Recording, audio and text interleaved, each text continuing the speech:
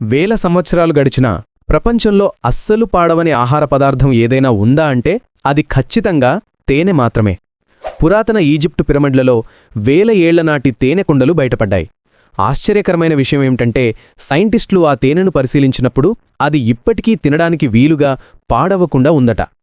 తేనె ఎందుకు పాడవదు అంటే అందులో ప్రధానంగా 3 కారణాలున్నాయి. 1.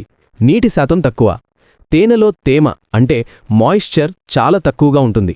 దీనివల్ల బ్యాక్టీరియా పెరగడానికి అస్సలు అవకాశం ఉండదు. 2. యాసిడ్ గుణం. తేనె సహజంగానే యాసిడిక్ స్వభావాన్ని కలిగి ఉంటుంది. ఇది సూక్ష్మక్రిములను చంపేస్తుంది. 3. Hydrogen peroxide. తేనె తయారీలో తేనెటీగలు ఒక ఎంజైమ్ను కలుపుతాయి. అది హైడ్రోజన్ పెరాక్సైడ్ను విడుదల చేస్తుంది. ఇది నేచురల్ యాంటీసెప్టిక్లా పనిచేస్తుంది. అందుకే తేనెను ఆహారంగానే కాదు, గాయాలను మాన్పడానికి మరియు ఆయుర్వేదంలో మందుగా కూడా ఉపయోగిస్తారు. అందుకే తేనెని ప్రకృతి మనకిచ్చిన ఒక అద్భుతమైన వరమని చెప్పవచ్చు. వీడియో ఇన్ఫర్మేటివ్గా అనిపిస్తే ఒక లైక్ చేసి మీ ఫ్రెండ్స్కి షేర్ చేయండి. మళ్ళీ కలుద్దాం.